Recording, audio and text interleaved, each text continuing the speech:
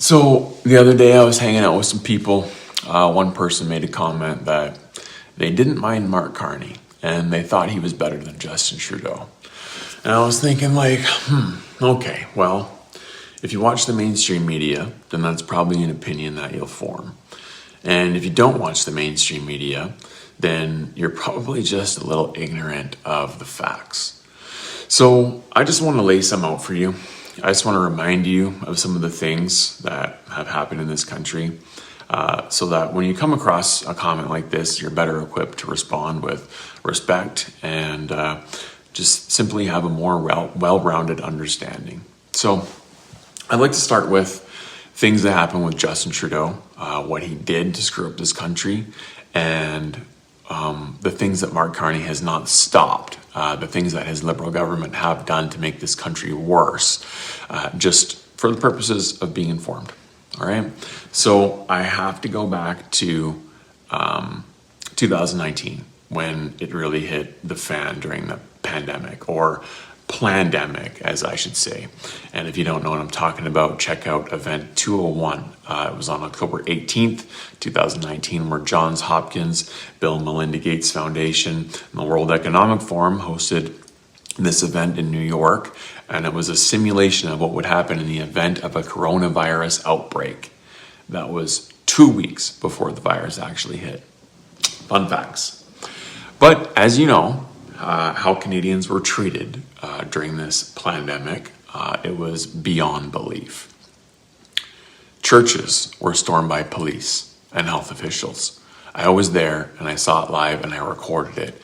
The RCMP put up a military-style occupation around Grace Life Church, about 15 minutes from me, shut it down, barricaded it against protesters with tons of police, huge fences, and even the police helicopter was flying over above us constantly. Pastors were thrown in prison for holding church services, while big box stores were wide open and a lot of times packed beyond fire code. Trudeau and his team said, 6 feet of distance, wear a mask everywhere you go, wear 2 when making love to your wife in your own home, and have sex through a plastic sheet with a hole in it. Don't go outside in the fresh air. Don't go to the gym. Don't talk about vitamin D, zinc, hydroxychloroquine, ivermectin, or any other product that can help your immune system. But it's totally okay. We created the most fast-tracked gene therapy experiment in human history. And if you don't take it, we're going to publicly shame you. We're going to gaslight you, and we're going to remove your livelihood from you. And if you do take it, you could have a chance to be entered to win one of 3 $1 million prizes. $1 million. Yay! Thanks, guys. And then when, God forbid, Canadians had enough and drove all the way across the country to Ottawa to protest, Trudeau weaponized the Emergencies Act against us, trampled us with horses, froze our bank accounts, and even froze the bank accounts of donators donating money to the cause. And then our very own Mr. Dressup, fresh off another wardrobe malfunction of cultural appropriation, decided to pop onto the news to lecture us all, calling everyday Canadians a small fringe minority with unacceptable views, while generously sprinkling in terms like white supremacists, racists, misogynists. Yep, that's what happened. People couldn't go to hospitals to be with their loved ones who were dying in nursing homes. Funerals were limited to 5 people. When things did open up, and it was mandatory to wear a mask when walking through a restaurant, but once you sat down at your table, you could take it off. Like, that made a lot of sense. And not a single one of these draconian measures, mandates, had any scientific validity to them. And you got data sources from organizations like the CDC and the National Institutes of Mental Health. They showed increased emergency visits among adolescents for attempts at taking their own lives. There was one key study in the US that showed children born after mid-2020s scored significantly lower on verbal, motor, and overall cognitive measures compared to their pre-lockdown cohorts. Back then, the Trudeau state broadcaster was showing nonstop death tickers on the screen like it was the Dow Jones of doom. And people were so freaked out from the constant ticker torture that you'd think that if you looked outside that you'd see like an obstacle course of body bags piled up. And now we know the courts have deemed the Use of Emergencies Act unconstitutional. Bill Gates himself admitted that the jabs only slightly reduced transmission and didn't block the virus. It's been well documented and exposed in public hearings like the National Citizens Inquiry. If you haven't seen that, by the way, check out their website. But they basically, it's clear the whole thing was full of fraud and conflicts of interests, and not a single politician or mainstream media news outlet has been held accountable, let alone admitted any of this. So that's one thing Justin Trudeau's done to completely screw up this country. But what about Mark Carney? What was he doing? Well, it turns out he was advising Justin Trudeau. Turns out he worked closely with the World Economic Forum, participating in their panels, their working groups, and their financial system initiatives. So he was deeply embedded in the same global and financial policy circles that were just shaping the whole pre- and post-pandemic agenda. Okay. Well, what else is there? Well, there's the firearms issue. And if you want to go full deep dive, watch the video I posted right before this one. I break it down in detail from my own experience, but the short version of this is under Justin Trudeau, the federal government used what was called an order in council while Parliament wasn't in the House sitting. And they did it to freeze the handguns out of the legal market and move a large number of previously non-restricted firearms into the prohibited category. And on top of that, they began rolling out these federally mandated confiscation program, and all while telling the public that it was about safety and gun crime. And this is where my eyebrows started to live in the permanently raised position, because we're talking about taking firearms away from some of the most heavily vetted, heavily background checked, rule following owners anywhere in the world. And somehow we're supposed to believe that this is going to somehow meaningfully impact criminal gun violence in Canada? Right, okay. Yeah, because, we all know that when you tighten the screws on people who already follow the law, career criminals are just going to, show up and respond by saying, you know what? Yeah, fair enough. We're going to hand ours in too. Obviously, that's not the way things work.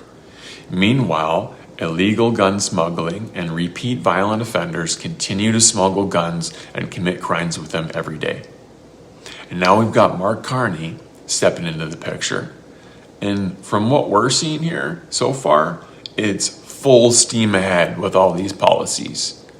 And as a licensed firearms owner, I've been getting emails from the RCMP just like every other firearm owner stating that all these guns that they've deemed prohibited, if they're not brought in or destroyed, we could lose our firearms licenses altogether and face other serious consequences, criminal consequences.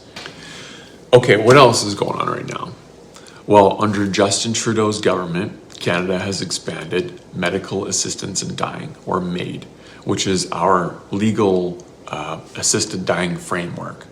And where things get deeply uncomfortable for us is this policy has steadily expanded, and at the same time, we've seen highly polished cinematic messaging around it.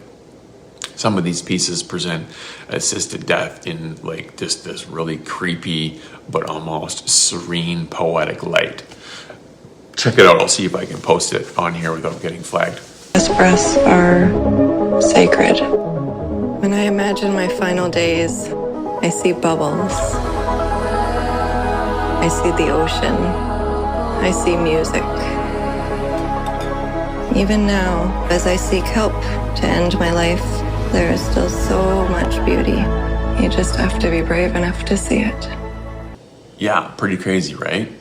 And for many people like myself included, that raises some serious ethical questions. In 2024 alone, MAID accounted for more than 15,000 deaths in Canada. And the number has been rising year after year. And you got supporters of this saying that it reflects compassionate choice and autonomy. And everyone else thinks that this is insane, that there are major gaps in mental health care, veteran support, disability services, affordable housing, and this is what we're jumping to. Speaking personally, I've walked through some severe depression in my own past.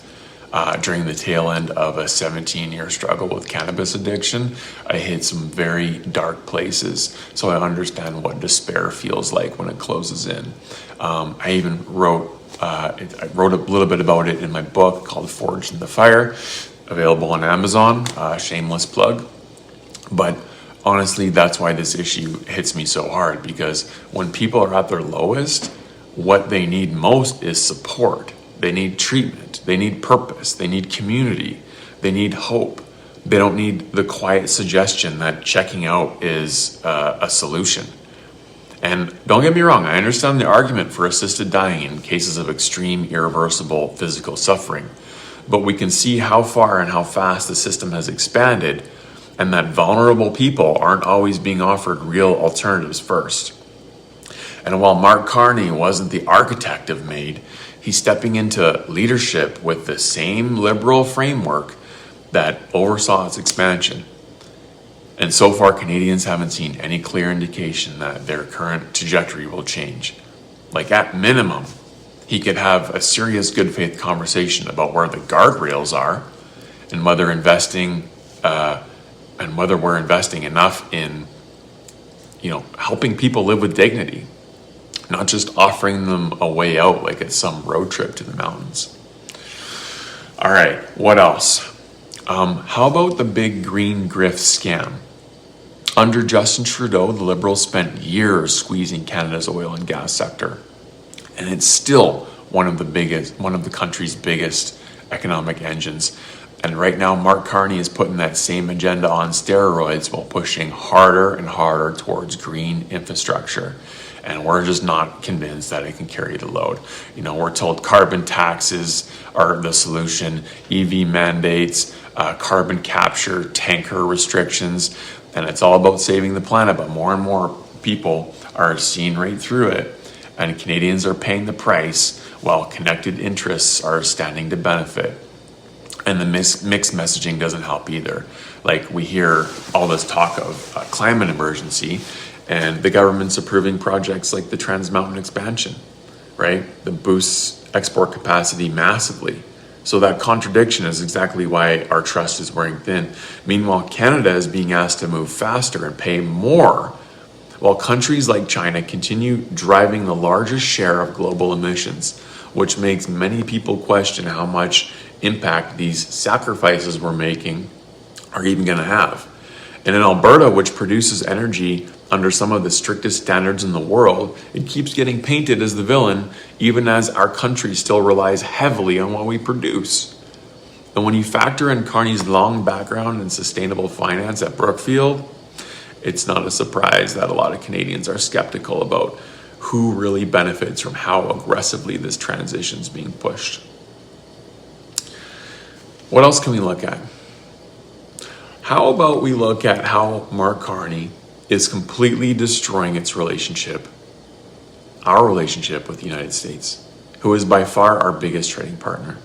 And right now, because of his narcissistic and delusional liberal leadership in Canada, we're saying F you to the United States, our brother and closest friend and ally, and cozying up to the Chinese Communist Party. Like, what? Like, I don't have anything against purchasing goods from China like we always have. But when we make deals that bring in a limit of 49,000 EVs into this country per year, and yeah, it's only about 3% of our auto industry, but the modeling suggests that it'll grow more to 10% in years. And it's already affected Canadian jobs, especially in Ontario's automotive heartland. But even if we do a joint venture and we start producing the Chinese EVs here and increase jobs that way, we're building a dependence on China, you guys. Like, hello. China is not a country that we share values with. They're destabilizing the world through proxy wars on 3 continents, right? They support Russia destroying Ukraine. They are behind Iran's attack on Israel. They've been financially supporting Hamas and Hezbollah and Houthi militias. They've been fueling insurgencies in North Africa. China continually persecutes Christians via church demolitions, via pastor imprisonments, and they have these forced ideological relearning scenarios and situations while they detain 1 to 3 million Uyghur Muslims in camps for torture, forced labor, and just completely erasing their culture, fully deemed crimes against humanity by the UN. They censor and they outright have disappeared people that speak against the regime. They have a social credit system which blacklists people from their society, invades their privacy through mass surveillance, and completely suppresses free speech, and has punished millions of people through travel bans, job restrictions, and public humiliations. And CSIS, our Canadian intelligence agency, discovered that the Chinese government clandestinely and deceptively interfered in both the 2019 and the 2021 Canadian federal elections. You guys, this is not a country that we want to create economic dependencies with. And I mean, we don't want to be dependent on any country, and perhaps we're a little bit too much dependent on the United States, but way better than China. Like, the Americans basically are us. You know, at least with Alberta and Saskatchewan anyway, and most of rural and, you know, Canadians and small amount of city slickers, you know, we share the same cultural values. We love freedom. We think family is the bedrock foundation of our society. And for centuries, we've relied on Americans for our goods, our services, our military protection, exports of our oil and gas, Navy protection of those exports at sea. And to step away from the longest term relationship that we've had and run to the communist human rights violators of China is just absolutely asinine and the height of arrogance. And of course, people are mad about the US tariffs, you know, but like, look what they're dealing with. Like, Mark Carney started this all because the US wanted to secure their border and stop the flow of fentanyl into the country from Canada. And they were like, do it or else. And we were like, screw you. We're not going to stop the flow of drugs into our country or yours. Instead, we're going to place counter tariffs on you. Elbows up, Trump. Like, this is the height of stupidity. And unlike the rest of communist Canada, I'd go so far as to say that most of us do want a relationship with our American brothers and sisters, because that is how this country functions. Anyway, I don't want to make this video any longer. So I'm going to do part 2 in the next day or so. And I'm going to cover pride flags blanketing our churches, the mass immigration into this country, the censorship laws that are being tabled, the erosion of our freedom of speech in Canada, the proposed home equity tax, the universal basic income, and the proposal for universal basic income, and the gambling with our pension money. So there's so much going on. If you want to be empowered to know exactly what the Carney Liberals have done to Canada, drop a like, subscribe, comment what you'd like to hear about, and I'll see you in part 2 of this video, all right? Bye for now.